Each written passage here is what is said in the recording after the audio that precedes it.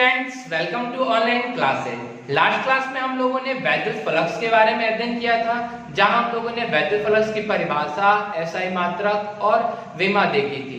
अगर आपने वो वीडियो नहीं देखा है तो आप उसे जरूर देखें। आपको अच्छा लगे तो उसे लाइक करें, अधिक से अधिक शेयर करें। यदि आप हमारे चैनल पे नए हैं और अभी तक इसको सब्सक्राइब नहीं किए हैं तो इसे सब्सक्राइब कर लें और साथ में बेल आइकन को भी दबा दें, जिससे हमारे द्वारा दिए गए वीडियो सबसे पहले आप तक पहुंच सके। आज का जो हमारा टॉपिक है वो भी बहुत इंपॉर्टेंट टॉपिक है, जिसका प्रयोग हम लोग कहीं गॉस के प्रमेय में कर सकते हैं, इसलिए आप लोग उसको ध्यान से देखिएगा। पहला जो टॉपिक है उसका नाम है समतल कोण, दूसरा जो टॉपिक है उसका नाम है ठोस कोण या घन कोण। इनमें से जो हम लोग को समतल कोण है वो पढ़ना नहीं था, परंतु मैं तब भी आप लोग यहाँ करवा दे रहा हूँ, क्योंकि जब तक आप समतल कोण के बारे में नहीं जानेंगे तब तक आप ठोस कोण या घन कोण को नहीं पहचान सकते हैं। ठीक है, तो पहले समतल कोण को देख लेते हैं, जिसका इंग्लिश में प्लेन एंगल कहा जाता है। किसी द्विविमीय आकृति में दो रेखाओं के बीच के कोण को समतल कोण कहते हैं। कोई भी एक द्विविमीय आकृति हो, द्विविमीय मतलब जिसमें कितनी विमा हो, दो विमा, एक लंबाई और एक चौड़ाई, उस आकृति में दो रेखाओं के बीच के कोण को समतल कोण कहते हैं। जैसे कि अगर सपोज मानिए अगर यहाँ पर एक द्विविमीय आकृति में दो रेखा है, एक रेखा है यहां से लेकर के यहां तक और एक रेखा यहां से लेकर यहां तक। ठीक है, दो रेखा है द्विविमीय आकृति जिसमें दो विमा, एक समतल प्लेन वृत्त है।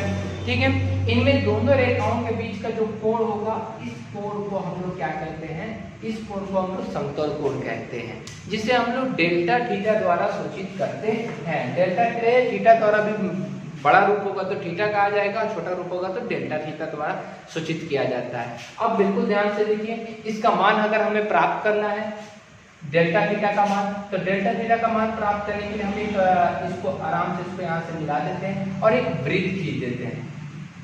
चाहे इसको मत मिलाइए, यहीं पे एक वृत्त खींच देते हैं। ठीक है, ये है ऐसा और यहाँ पर एक इसको वृत्त बना दिया। तो हम लोगों ने देखा कि एक वृत्ताकार पथ हो गया ये। इस वृत्ताकार पथ में इसको हम लोगों ने क्या मान लिया, त्रिज्या मान लिया। तो ये भी आर होगा तो ये भी आर होगा, क्योंकि दोनों वो रेडियस है, दोनों त्रिज्या हो गया।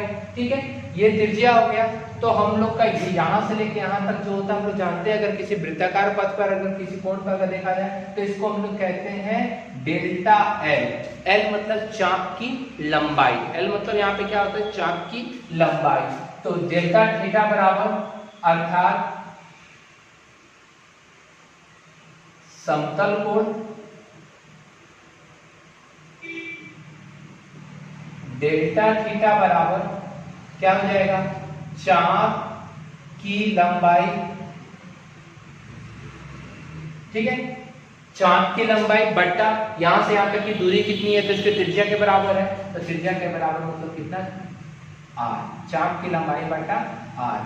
चाप की लंबाई कितना है, डेल्टा एल बट्टा आर। ये हमारा किसका मान होता है, समीकरण एक, किसका मान है, ये समतल कोण का मान है। अर्थात समतल कोण क्या है, तो समतल कोण क्या है, किसी समतल में दो रेखाओं के बीच में जो बना हुआ कोण होता है उसे हम लोग समतल कोण कहते हैं। इसे डेल्टा थीटा द्वारा सूचित किया जाता है। डेल्टा थीटा बराबर चाप की लंबाई, मतलब उस कोण द्वारा जितना चाप बन रहा है उसकी लंबाई और उसके बीच की दूरी मतलब आर।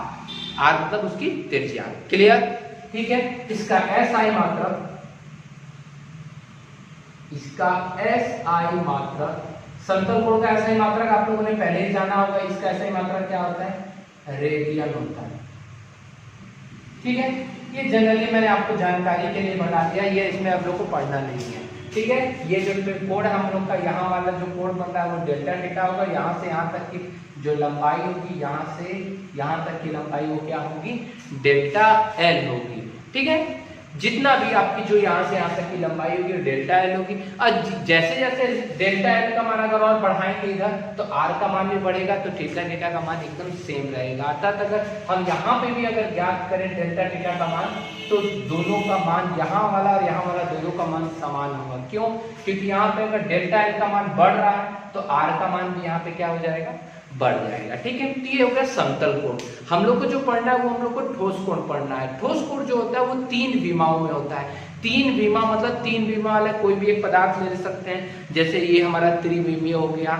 ठीक है, तो त्रिविमीय अगर ले लिया जाए तो घन ले सकते हैं, घनाभ ले सकते हैं और अगर लेना आपको तो गोला ले सकते हैं, शंकु ले सकते हैं, बेलन ले सकते हैं और गोला ले सकते हैं। ये सभी त्रिविमीय आकृतियां होती है। ठीक है, तो त्रिविमीय आकृति बिल्कुल ध्यान से देखिएगा।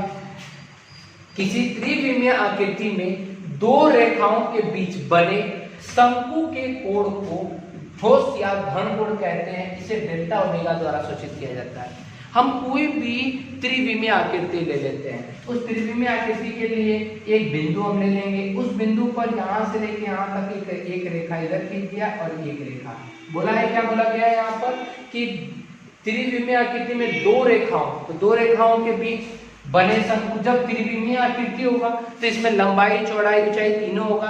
अर्थात यहाँ अगर जो हमारा आकृति बनेगा, यहाँ से लेके यहाँ तक का जो बनेगा वो हमारा कैसा बनेगा, एक शंकु की तरह बनेगा। एक किसकी तरह बनेगा, एक शंकु की तरह बनेगा। तो जी हमारा ये शंकु की तरह यहाँ पर क्या बनेगा, वृत्ताकार बनेगा। और अगर इसको हम और आगे बढ़ाएं तो भी देखिएगा एक और जो बनेगा इसी टाइप से बनेगा। अर्थात यहाँ पे एक ऐसा बन रहा है आकृति, एक ऐसा बन रहा है शंकु की आकृति बना है। तो इस शंकु का जो यहाँ कोण बनेगा, उस कोण को हम लोग डेल्टा ओमेगा कहते हैं, अर्थात घन कोण कहते हैं। तो डेफिनेशन फिर से एक बार देख लीजिए। किसी त्रिविमीय आकृति, कोई भी त्रिविमीय आकृति हो, चाहे वो आपके इंडस्ट्री में ही क्यों ना हो, किसी त्रिविमीय आकृति में दो रेखाएं, अगर इसके बीच में कहीं दो रेखाएं ले लेते, अगर हम यहाँ पर एक रेखा ले लेते, एक रेखा यहाँ ले लेते और एक रेखा यहाँ से ऐसे ले लेते, तो इसके बीच का जो भी यहाँ पर क्षेत्र बनेगा, उस क्षेत्र के बीच के कोण को हम लोग क्या कहेंगे, ठोस कोण या घन कोण कहते हैं। अब मैं इसको मिटा दे रहा हूँ, एक को मिटा दे रहा हूँ। ठीक है, तो ठोस कोण कहते हैं जिसे डेल्टा ओमेगा द्वारा सूचित किया जाता है। तो डेल्टा ओमेगा का मान कितना होगा, तो ये वाला जो यहाँ से अगर देखा जाए तो ये क्या है, एक क्षेत्रफल पर निर्भर कर रहा है। क्योंकि यहाँ पर क्या था, लंबाई थी, यहाँ क्या था, लंबाई था, केवल लंबाई था। यहाँ क्या है, एक एरिया हो रहा है, मतलब एक क्षेत्रफल हो रहा है। जब क्षेत्रफल हो रहा है तो यहाँ पर ये वाला पार्ट जो होगा वो अल्पांशीय क्षेत्र हो गया। इसको हम लोग मान लेते हैं डेल्टा एस। इसको क्या मान लेते हैं, डेल्टा एस। और यहाँ से यहाँ तक की जो दूरी होगी वो हमारी क्या हो जाएगी, यहाँ से लेके यहाँ तक की दूरी। तो ये जो दूरी जो बढ़ रही है, ये दोनों तरफ से 3 विमा में बढ़ रही है, जिसके कारण इसकी दूरी जो होगी वो क्या होगी, आर स्क्वायर के बराबर होगी। अर्थात घन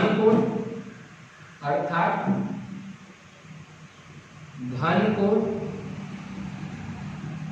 बराबर अल्पांशीय क्षेत्र, चाहे ऐसे लिख सकते हैं कि शंकु का अल्पांशीय क्षेत्र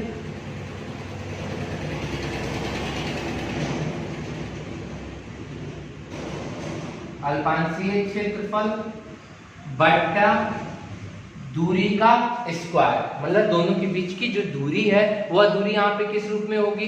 तो यहाँ पे जो भी अगर दूरी जा रही है, अगर जैसे अगर शंकु, अगर आपने देखा होगा किसी चीज का, अगर आप शंकु बना रहे हैं, जैसे सपोज कीजिए एक आपने एक पन्ना लिया, ये अभी समतल पृष्ठ है।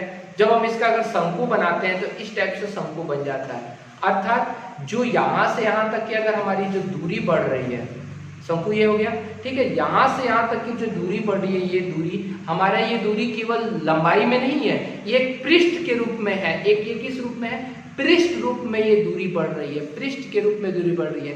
जब पृष्ठ के रूप में दूरी बढ़ती है तो क्षेत्रफल क्या होता है, भुजा स्क्वायर होता है। कोई भी पृष्ठ का क्षेत्रफल क्या होता है, भुजा स्क्वायर होता है। अगर पृष्ठ बराबर हो तो भुजा स्क्वायर होगा, तो यहाँ पर हमारा क्या हो जाएगा, आर स्क्वायर, मतलब यहाँ से यहाँ तक की दूरी क्या हो जाएगी, आर स्क्वायर हो जाएगी। अर्थात शंकु का अल्पांशीय क्षेत्रफल बटा आर स्क्वायर। शंकु का अल्पांशीय क्षेत्रफल हम लोगों ने माना है डेल्टा एस बटा आर स्क्वायर। यही हमारा क्या हो गया, घन कोण का मान हो गया। अर्थात डेल्टा ओमेगा बराबर डेल्टा एस बटा आर स्क्वायर। ठीक है, अगर ये जो शंकु वाला जो ये चित्र है, ये वाला अगर और आगे अगर बढ़ाते हैं, अगर इसको और आगे बढ़ाते हैं, अगर इसको और आगे ऐसे करके बढ़ाया जाए तो हमें क्या प्राप्त होगा, एक प्रकार का गोला प्राप्त होगा। एक प्रकार का गोला, इसमें क्या प्राप्त होता है, वृत्त प्राप्त होता है, इसमें क्या प्राप्त होगा, हमें गोला प्राप्त होगा। जब गोला प्राप्त होगा तो अगर हम लोग को इसका संपूर्ण का ज्ञात करना है तो गोला का मान क्या होता है, गोला का संपूर्ण पृष्ठ का क्षेत्रफल 4 पाई आर स्क्वायर बटा, अगर हमको संपूर्ण ज्ञात करना है, ये अल्पांशीय है, मतलब अगर हमको ओमेगा का मान ज्ञात करना है तो ओमेगा बराबर क्या हो जाएगा 4 पाई आर स्क्वायर बटा आर स्क्वायर, आर स्क्वायर से आर स्क्वायर कट जाएगा मतलब 4 पाई। अर्थात अगर किसी भी ठोस में अगर संपूर्ण रूप से अगर देखा जाए, अगर किसी ठोस में संपूर्ण रूप से घन कोण जो होता है उसका मान किसके बराबर होता है 4 पाई के बराबर होता है। या आप लोग को कहीं गॉस के प्रमेय में जरूरत पड़ जाए, ठीक है, ओमेगा का मान कितना होता है 4 पाई के बराबर होता है, तो मैं वहां आपको कराऊंगा जब कराना होगा, ठीक है। तो यहाँ पे आप लोगों ने घन कोण के बारे में देख लिया कि किसी त्रिविमीय आकृति, त्रिविमीय आकृति मतलब कितना 3 विमा हो, त्रिविमीय आकृति में दो रेखाओं के बीच बने शंकु के कोण को ठोस कोण या घन कोण कहते हैं। इसे डेल्टा ओमेगा द्वारा सूचित किया जाता है, अर्थात घन कोण बराबर शंकु का अल्पांशीय क्षेत्रफल, अल्पांशीय क्षेत्रफल मतलब जो भी यहाँ पे जो क्षेत्र बन रहा है वो अल्पांशीय क्षेत्रफल मतलब डेल्टा एस बटा बीच की दूरी का स्क्वायर, दूरी का स्क्वायर मतलब कितना आर स्क्वायर, अर्थात डेल्टा ओमेगा बराबर डेल्टा एस बटा आर स्क्वायर। यही हमारा क्या हो गया समीकरण नंबर 2, ठीक है। ठोस कोण का, अब इसका भी एसआई मात्रक देख लेते हैं। तो ठोस कोण का जो एसआई मात्रक होता है, ठोस कोण का एसआई मात्रक, एसआई मात्रक इसका रेडियन होता है, तो इसका क्या होता है रेडियन को आर ए डी से सूचित करते हैं, ठीक है। तो इसका जो होता है स्टेरेडियन होता है, इसका एसआई मात्रक क्या होता है स्टेरेडियन,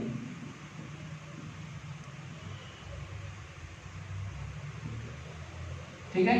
इसका मात्रक क्या होता है स्टेरेडियन एस आर, इसका आर ए डी हो जाता है रेडियन, और इसका क्या होता है स्टेरेडियन मतलब एस आर, इसका एसआई मात्रक स्टेरेडियन होता है, ठीक है।